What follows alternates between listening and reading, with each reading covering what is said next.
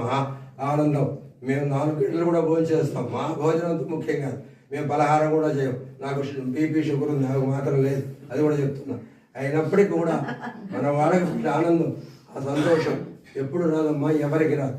ఎందుకు చెప్తున్నానంటే మీలాంటి యువత కూడా ఉత్సాహంగా ముందుకు రావాలా. ఇలాంటి ప్రదేశాల్లో ఇలాంటి మన బ్రాహ్మణులు పస్తుపోకుండా అంత అన్నం పచ్చడన్నం అన్న పెట్టి అన్ని మజ్జిగిస్తే ఎంత సంతోషపడతారో. ఆ నీళ్లు చూడండి, ఆ గంగ ఎంత పవిత్రంగా ఉన్నాయో. ఆ నీళ్లు చాలా మనకేం అన్ని మంచినీళ్ళు వైశాఖ మాసంలో ఇవ్వగలిగితే అంతకన్నా పుణ్యం లేదు. కాబట్టి మీరందరూ కూడా మా బాట పట్టండి. ఎందుకంటే నీకేం పని లేదు, పాట లేదు, నువ్వు పోతుండి మమ్మల్ని అనుకుంటావు మాత్రం అనుకోవాలండి. మా తెలిసేసి మీరందరూ కూడా ఈ స్ఫూర్తితో మీకు తోచింది మీరు ఏదో విధంగా మన సమాజానికి ముఖ్యంగా మన బ్రాహ్మణ సమాజానికి చేసిన తర్వాత స్వస్తి.